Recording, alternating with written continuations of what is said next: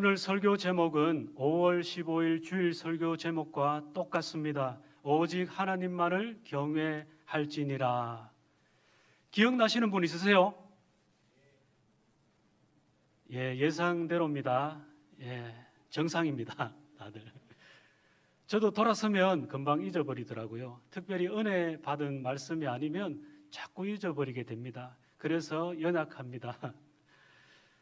우리는 열왕기하 17장을 통해서 북이스라엘이 어떻게 멸망했는지를 볼 수가 있습니다. 그런데 이것은 하나님의 심판 예언, 멸망 예언이 그대로 이루어진 것입니다.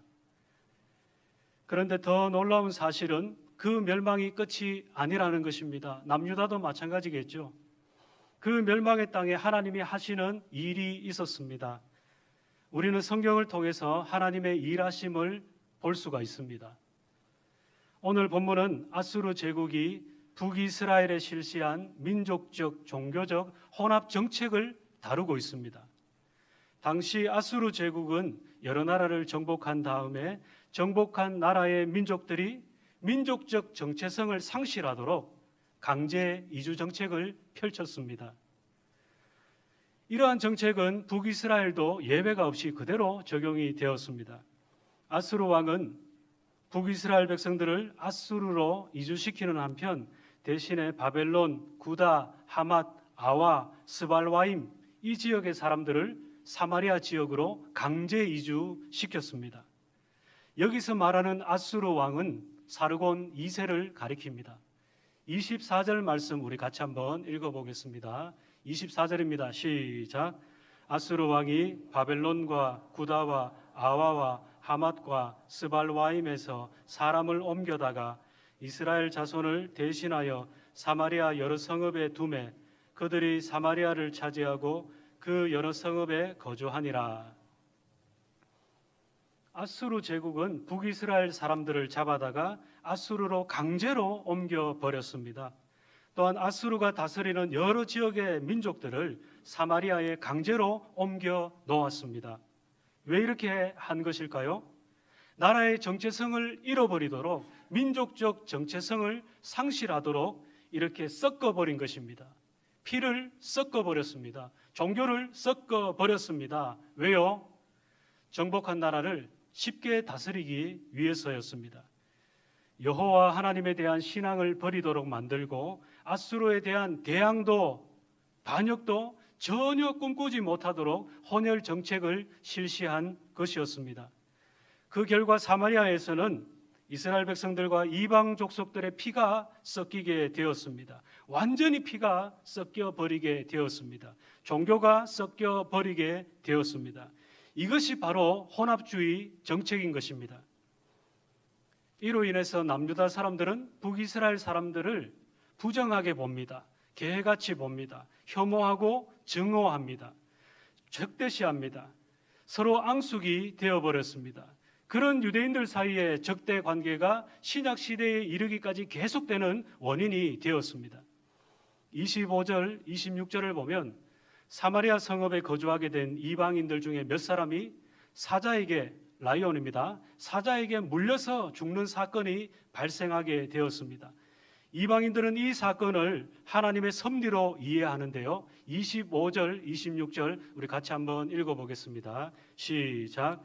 그들이 처음으로 거기 거주할 때에 여호와를 경외하지 아니하므로 여호와께서 사자들을 그들 가운데에 보내심에 몇 사람을 죽인지라. 그러므로 어떤 사람이 아수르 왕에게 말하여 이르되 왕이여 사마리아 여러 성읍에 옮겨 거주하게 하신 민족들이 그 땅 신의 법을 알지 못하므로 그들의 신이 사자들을 그들 가운데에 보내매 그들을 죽였사오니 이는 그들이 그 땅의 신의 법을 알지 못함이니이다 하니라. 사마리아에 이주해온 이방인들이 그곳에 살고 있는데 사자 몇 마리가 갑자기 나타나서 막 물어뜯은 것입니다. 그래서 사람이 죽었습니다. 그러니까 어떤 사람이 아수르 왕에게 보고를 했습니다. 여기서 우리가 살고 있는데 사자가 갑자기 달려들어서 사람을 물어 죽였습니다. 그리고 또 무엇이라고 보고를 합니까? 그 땅의 신의 법을 알지 못함으로 그랬습니다. 그러니까 이스라엘 땅 안에 지역신이 있는데 그 땅의 신을 이방인들이 아직 알지 못했다는 것입니다. 그 땅의 신의 법을 알지 못했기 때문에 그 땅의 신이 사자를 보냈다는 것입니다. 여러분, 이스라엘 땅에 새로 들어온 이방인들은 이 사건을 하나님의 섭리의 결과로 받아들이고 있습니다. 다시 말해서 이스라엘의 하나님께서 내리신 징벌로 이해를 하고 있고 그 신의 진노를 달래야만 한다고 생각을 했습니다. 그러니까 사자들이 우연히 나타나서 갑자기 사람을 죽인 것이 아니라 하나님의 섭리의 결과로 이해를 하고 받아들이고 있는 것입니다. 이들은 자기들이 하나님을 섬기지 않은데 그 원인이 있다고 생각을 했습니다. 여러분, 하나님께서 이렇게 하신 것은 사마리아에 이주한 이방인들이 우상을 섬겼기 때문입니다. 그리고 이스라엘의 남은 자들이나 또 이스라엘에 이주해온 이방인들이나 다 하나님이 참 신이심을 알도록 하기 위해서 하나님이 이와 같은 일을 허용하신 것입니다. 여러분, 이 세상에 일어나는 모든 일의 배후에는 하나님의 섭리가 있습니다. 하나님의 개입이 있습니다. 하나님이 역사하셔서 일어나는 일인 것입니다. 그러니까 우연인 것 같지만 우연이 하나도 없습니다. 예수님께서는 하늘의 참새가 떨어지는 것도 그저 떨어지는 일이 없다고, 그냥 떨어지는 일이 없다고 말씀하셨습니다. 머리카락 하나 뽑히는 것도 하나님이 허락하셔야 뽑히는 것입니다. 하나님이 많이 허락하셔서 그런지 저는 요즘 많이 뽑히고 있습니다. 부쩍 많이 허락을 하시는 것 같아요, 요즘 들어서. 세상의 모든 일은 그 일이 큰 일이든 작은 일이든 모두 하나님의 섭리의 결과로 다 이루어지는 것입니다. 그러므로 우리는 범사에 하나님의 섭리를 믿고 항상 하나님을 인정하는 삶을 살아가야 할 것입니다. 어떤 사람의 보고를 들은 아수르 왕은 이렇게 명령합니다. 27절 말씀 우리 같이 한번 읽어보겠습니다. 27절입니다. 시작. 아수르 왕이 명령하여 이르되 너희는 그곳에서 사로잡아온 제사장 한 사람을 그곳으로 데려가되 그가 그곳에 가서 거주하며 그 땅 신의 법을 무리에게 가르치게 하라 하니. 북이스라엘은 아수르 제국에 의해서 지금 멸망한 상태입니다. 그런데도 하나님께서 그 땅에 사자들을 보내셨습니다. 무슨 말입니까? 하나님께서 그 땅을 포기하지 않으셨다는 뜻입니다. 왜요? 그 땅은 하나님이 약속하신 땅이기 때문입니다. 하나님께서 아브라함에게 또 그 땅의 조상들에게 약속하신 땅이기 때문에 그렇습니다. 지금은 사마리아의 제사장들도 아수르 군대가 포로로 다 끌고 간 상태입니다. 그런데 28절을 보니까 아수르 왕의 지시에 따라서 제사장 한 사람이 건너왔습니다. 그는 베델에 살면서 백성들에게 어떻게 여호와 하나님을 경외할 것인지 가르쳤다고 설명하고 있습니다. 여러분, 그가 하나님 경외하는 법을 제대로 가르쳤을까요? 그렇지 못합니다. 그가 이방 족속들을 율법을 통해서 가르쳤는지 아니면 그냥 입을 통해서 가르쳤는지 분명하지는 않지만 제대로 가르치지는 않았습니다. 왜냐하면 이 제사장은 송아지 우상을 숭배하는 사마리아의 제사장이었기 때문입니다. 그래서 29절에서 33절 말씀을 보면 그 결과도 종교 혼합주의로 흘러가는 것을 발견할 수 있습니다. 29절에서 33절 말씀 조금 길지만 같이 한번 읽어보겠습니다. 시작. 그러나 각 민족이 각기 자기의 신상들을 만들어 사마리아 사람이 지은 여러 산당들에 두되 각 민족이 자기들이 거주한 성읍에서 그렇게 하여 바벨론 사람들은 숫꽃 분옷을 만들었고 굿 사람들은 네르가를 만들었고 하맛 사람들은 아시마를 만들었고 아와 사람들은 닙하스와 다르닥을 만들었고 스발와임 사람들은 그 자녀를 불살라 그들의 신 아드람멜렉과 아남멜렉에게 드렸으며 그들이 또 여호와를 경외하여 자기 중에서 사람을 산당의 제사장으로 택하여 그 산당들에서 자기를 위하여 제사를 드리게 하니라. 이와 같이 그들이 여호와도 경외하고 또한 어디서부터 옮겨왔던지 그 민족의 풍속대로 자기의 신들도 섬겼더라. 이와 같이 그들이 여호와도 경외하고 또 뭐라고 이야기를 합니까? 자기들의 신들도 섬겼다고 이야기를 하고 있습니다. 이게 뭔가요? 종교 혼합주의입니다. 혼합 종교가 일어난 것입니다. 이방인들은 여전히 자기의 종교를, 민족의 종교를 버리지 못하고 우상을 숭배하고 있는 것입니다. 물론 제사장이 가르친다고 해서 모두가 다 여호와 하나님을 경외하는 것은 아닙니다. 하지만 그렇다고 해서 그들을 가르친 제사장이 전혀 책임이 없다는 말은 아닐 것입니다. 복음이 분명하지 않으니까 하나님을 경외하는 사람이 없는 것입니다. 이 제사장이 그들에게 하나님 경외하는 법을 제대로 가르쳤다면 혼합주의가 이와 같이 심하지는 않았을 것입니다. 복음이 분명하지 않으니까 다른 복음이 섞이게 되는 것입니다. 그러면 다른 신들 어떻게 해야 할까요? 버려야 합니다. 철저하게 우상이니까 버려야 합니다. 왜요? 하나님과 우상은 동시에 겸하여 섬길 수가 없기 때문입니다. 하나님과 우상을 동시에 겸하여 섬긴다면 그것은 살아계신 하나님을 모독하는 일이 됩니다. 여러분, 만약에 제가 제 아내 이외에 다른 여자에게 한눈을 팔고 사랑에 빠진다면 어떻게 될까요? 그때는 저는 끝장입니다. 돌이킬 수 없는 화를 스스로 자초하는 일입니다. 오늘날 어떤 사람들은 사마리아 사람들처럼 혼합 종교를 섬기고 있습니다. 하나님도 섬기고 우상도 섬기고 있습니다. 주일에 예배를 드리기도 하고 또 점집에 가서 점도 봅니다. 예배 드리고 803 갓바위 가서 열심히 절을 하기도 합니다. 여러분, 무슨 생각으로 이렇게 하는 것입니까? 여기저기서 다 복을 받고 싶어 하는 그런 마음이 있는 것 아니겠습니까? 둘 다 섬겨서 자기에게 유익이 오기를 바라는 그런 마음이 있는 것 아니겠습니까? 그것은 어리석은 짓입니다. 복은커녕 화를 불러 일으키는 짓입니다. 하나님과 우상은 동시에 섬길 수 없기 때문에 이것은 가정한 일이 되는 것입니다. 하나님은 우리를 너무나도 끔찍히 사랑하시기 때문에 우리가 하나님만을 사랑하기를 원하십니다. 신부인 우리가 하나님만을 사랑하기를 하나님은 원하고 계십니다. 여러분, 멸망한 북이스라엘과 멸망한 남유다가 하나님 안 섬겨서 멸망한 게 아닙니다. 하나님께 제사 안 드려서 멸망한 게 아닙니다. 한 번도 하나님을 안 섬긴 적이 없습니다. 제사를 중단한 일도 없습니다. 그러면 뭐가 문제인 것입니까? 하나님과 우상을 겸하여 섬겼기 때문에 문제가 일어난 것입니다. 그런 종교 혼합주의가 결국 하나님을 진노하게 만들었고 그들이 심판을 받은 것입니다. 여러분, 이렇게 하나님도 섬기고 우상도 섬기는, 예배도 드리고 점도 보는, 예배도 드리고 803 갓바위에서 절도 하는 이런 우상 숭배가 하나님의 진노를 사고 심판을 받는 너무나 무서운 일이라는 것입니다.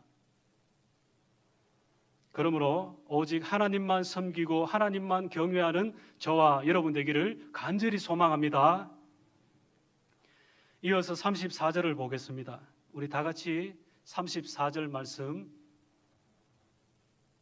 제가 읽겠습니다. 그들이 오늘까지 이전 풍속대로 행하여 여호와를 경외하지 아니하며 또 여호와께서 이스라엘이라 이름을 주신 야곱의 자손에게 명령하신 율례와 법도와 율법과 계명을 준행하지 아니하는도다. 하나님께서 사자들을 보내셔서 경고하셨지만 이들은 지금까지, 열왕기하가 기록될 지금까지 이들은 계속해서 우상을 숭배했다는 것입니다. 혼합 종교가 그대로 이어졌다는 말입니다. 남유다도 마찬가지였습니다. 그래서 바벨론에 멸망하고 포로로 끌려가게 된 것입니다. 여러분, 우리는 어떻습니까? 우리는 혼합 종교가 아닙니까?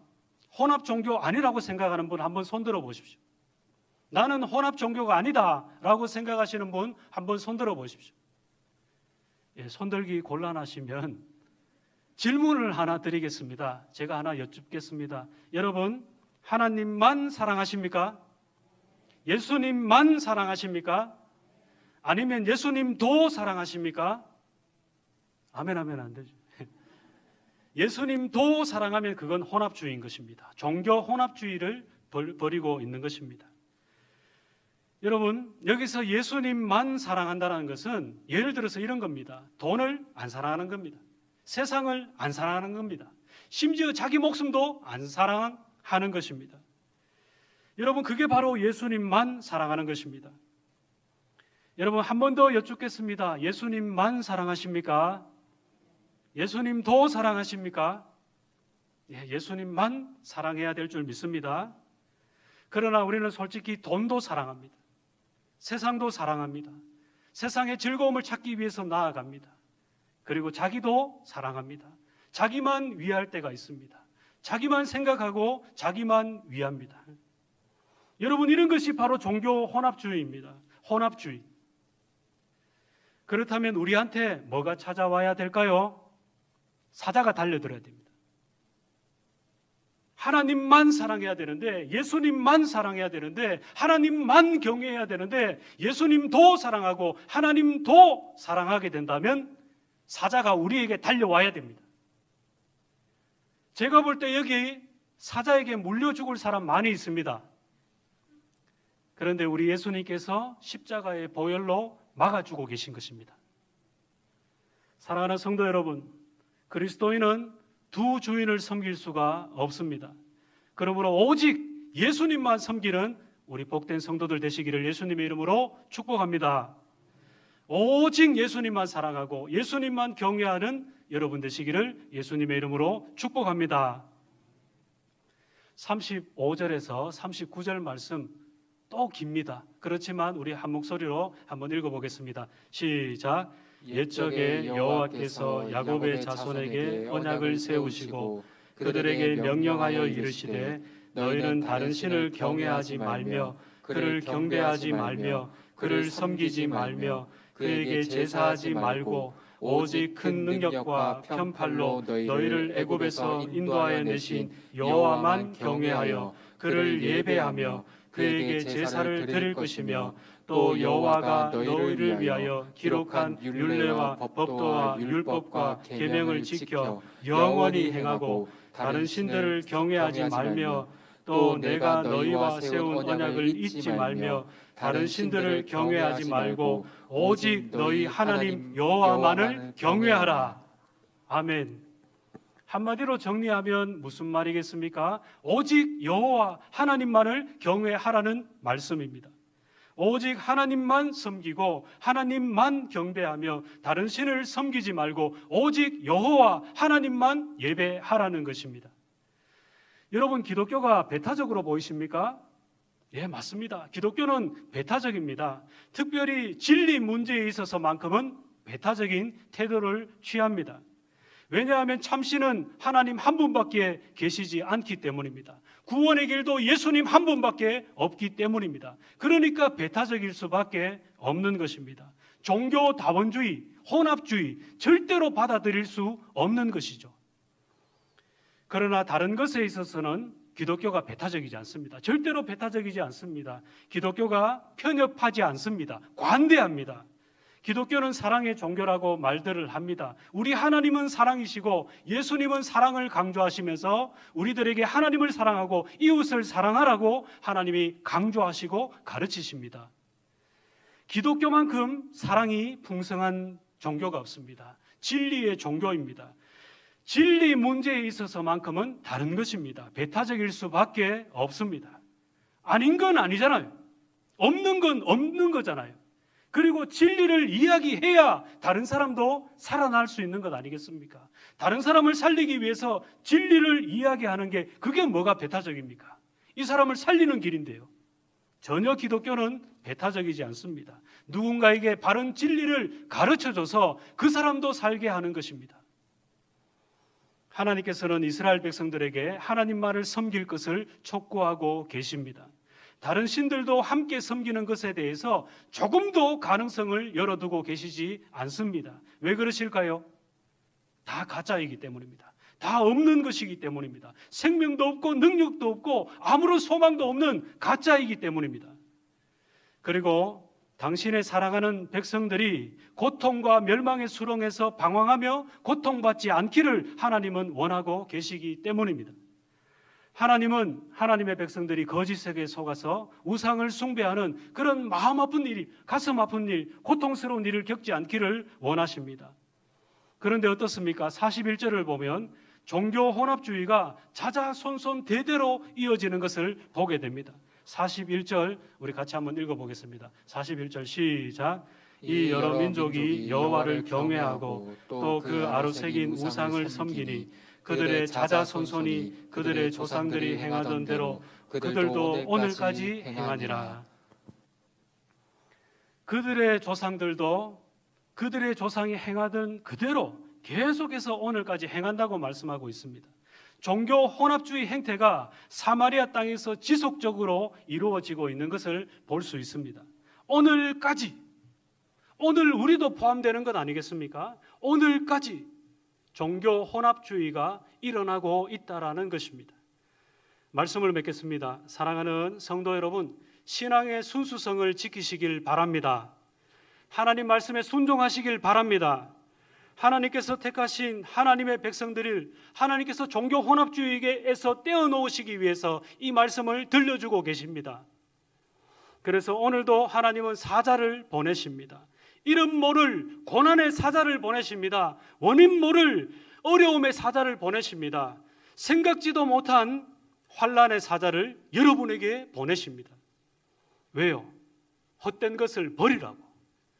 우상 숭배를 버리고 혼합주의를 청산하고 여호와 하나님께로 돌아오라고, 하나님만을 경외하라고 하나님이 환난과 어려움과 고통과 고난의 사자를 여러분들에게 보내시는 것입니다. 그러니까 고난이, 고통이, 환난과 어려움이 감사한 일인 것입니다. 사실은 하나님께서 살리시기 위해서, 예수님만 사랑하도록 하시기 위해서 기회를 주고 계시는 것입니다. 사랑하는 성도 여러분, 주님은 오늘 우리에게 물으십니다. 너 나만 사랑하면 안 되겠니? 너 나만 사랑하면 안 되겠니? 주님이 오늘 우리에게 물으십니다. 그리고 또 말씀하십니다. 나만 경외해. 나만 경외해. 나만 사랑하면 안 되겠니? 나만 경외해. 우리 주님이 여러분들에게 물으시고 여러분들에게 말씀하십니다. 예수님만 사랑하는 여러분 되시기를 바랍니다. 하나님만 경외하는 저와 여러분 되기를 소망합니다. 기도드리겠습니다. 살아계신 하나님 아버지 감사합니다. 주님을 사랑하고 경외하는 삶을 살아가게 해주심을 감사합니다. 바라기는 오직 주님만을 사랑하는 믿음의 성도들이 되기를 원합니다. 오직 주님만을 경외하는 믿음의 성도들과 그의 가정들 되기를 소망합니다. 그렇게 살아갈 수 있도록 은혜를 베풀어 주시옵소서. 귀하신 우리 구주 예수님의 이름으로 기도드리옵나이다. 아멘.